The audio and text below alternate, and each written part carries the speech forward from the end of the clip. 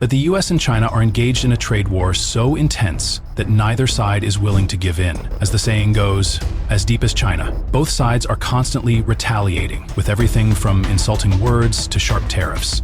Who will be the ultimate winner in this duel? Does the US have the strength to confront an ambitious China for a long time, or will things have to change in the near future? The trade war between the US and China is exploding stronger than ever. Not only are there battles in the marketplace, but also tense arguments between the two largest powers in the world. The story began when US Vice President J.D. Vance made a statement that caught the whole world's attention. He said that America is having to borrow money from China to buy cheap goods that China itself produces. It is true that this statement is nothing more than a slap in the face to the Chinese economy. Money from Chinese peasants to buy the things those Chinese peasants manufacture. That is not a recipe for economic prosperity. And like a chain reaction, China immediately responded.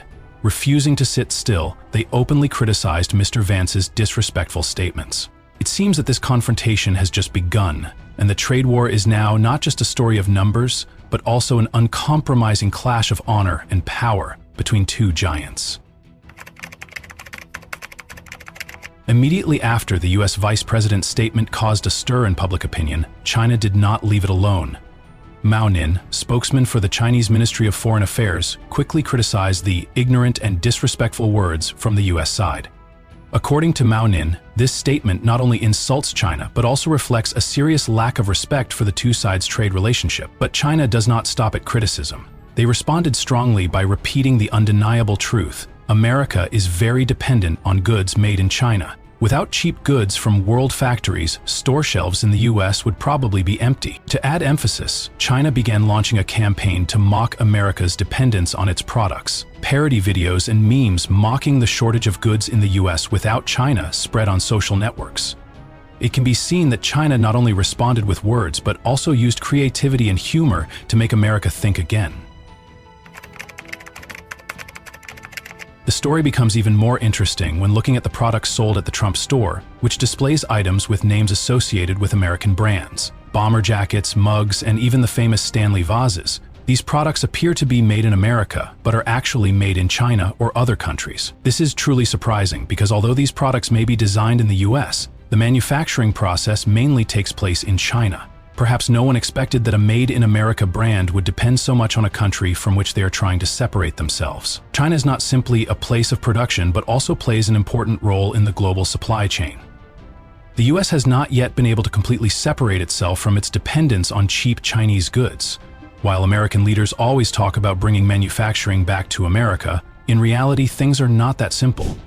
It is these items, despite their high brand value, that are the clearest evidence of the dependence that America is still facing. Apple is one of America's biggest commercial icons, but behind that perfection is a complex global supply chain that few people pay attention to. Apple produces not just in one country, but a network of different countries, from chip components made in Taiwan, screens from Korea, and thousands of other parts processed in China. Each part plays an important role in creating the iPhone you are using. Now, let's say Apple decides to bring all of this production back to the US. The first issue will be cost. In the US, labor costs are much higher than in Asian countries, especially China. A worker in China can produce thousands of phones a day for a low wage, while in the US, labor costs for repetitive tasks like assembling iPhones will push prices up very high. Furthermore, manufacturing in the US also faces the problem of a shortage of high-quality component suppliers that Apple has available in Asia. To be able to replace all components from Taiwan or Korea, Apple would have to invest heavily in building a new supply chain in the US. And not only will this take time, but it will also run into a big problem.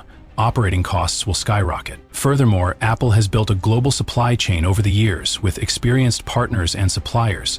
Moving all production to the US will not only disrupt the optimal cost model, but also disrupt the connection between suppliers, making production much more difficult and expensive. Thus, even though Apple is an American company, if it wants to keep competitive prices and product quality, producing iPhones in the US is not an easy decision. Maintaining production in Asia not only saves costs, but also maintains efficiency for one of Apple's most important products.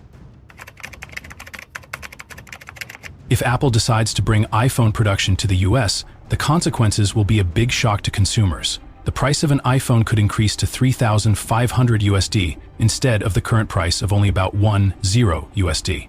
This is not a coincidence, but is a result of labor costs in the US, which are many times higher than the Asian countries where Apple is manufactured. Manufacturing in the US means Apple has to pay workers higher wages, and operating costs will also increase sharply. And this is not just a problem for Apple, but for the entire technology industry, as every company faces high production costs in the US. To cope with these changes, Apple stockpiled goods from factories in India and China before Trump's new tariff policy was implemented.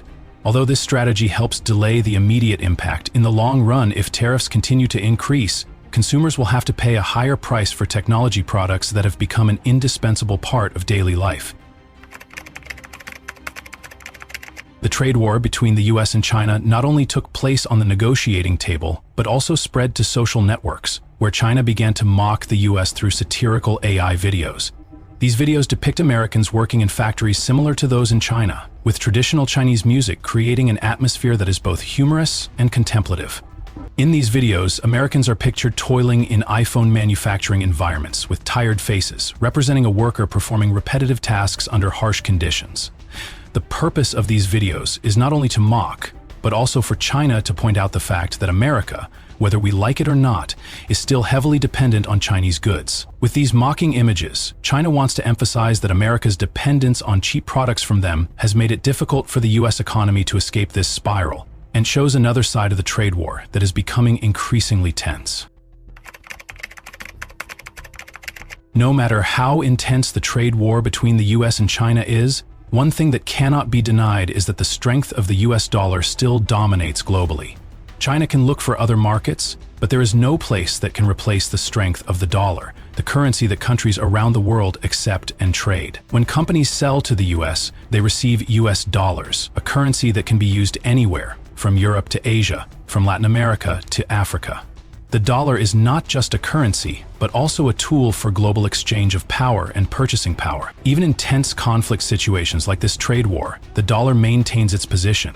Although countries may try to switch to other currencies or find new markets, the truth is, the US dollar is still king of the global economy, and there is no easy way to replace it. China does not show any concern about pressure from the US. They confidently assert that, whether the US continues to impose high tariffs or not, China will still stand firm. They are proud to have existed for more than 5,000 years without America, and have thrived throughout that time. With this perspective, China not only accepts, but is also ready to face difficulties if the US continues to try to weaken its economy. China believes in its strength, its self-reliance to maintain development, and is not afraid of losing the US market. They assert that if the US wants to close its market, China can still survive without US help. No matter how fierce the trade war is, China still believes in its ability to stand firm and continue moving forward. The trade war between the US and China is now more than just a clash over tariffs or economic policies. It is a test of wills where each side is determined to prove themselves the winner. Both the US and China understand that, no matter how tense they are, they will not be able to endure super high tariffs forever. Each country holds important bargaining chips, from economic power to strategic relationships. And what makes this confrontation even more fierce is the confidence that they have the advantage of time.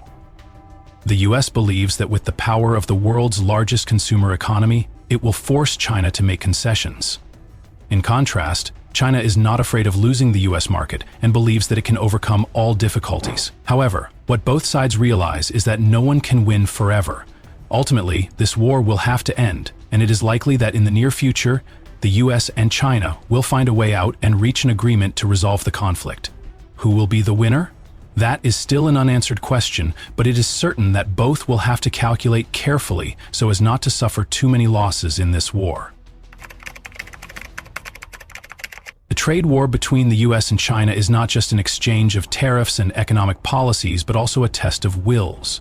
This is a war in which both sides are trying to prove their strength, with each country believing that it can outlast the other. Who will be the winner in this war? Can the US continue to confront China for a long time, or will it have to change its strategy to protect its interests? These questions still have no definite answers, and the situation will continue to fluctuate. However, it can be predicted that eventually the tension between the two sides will have to stop.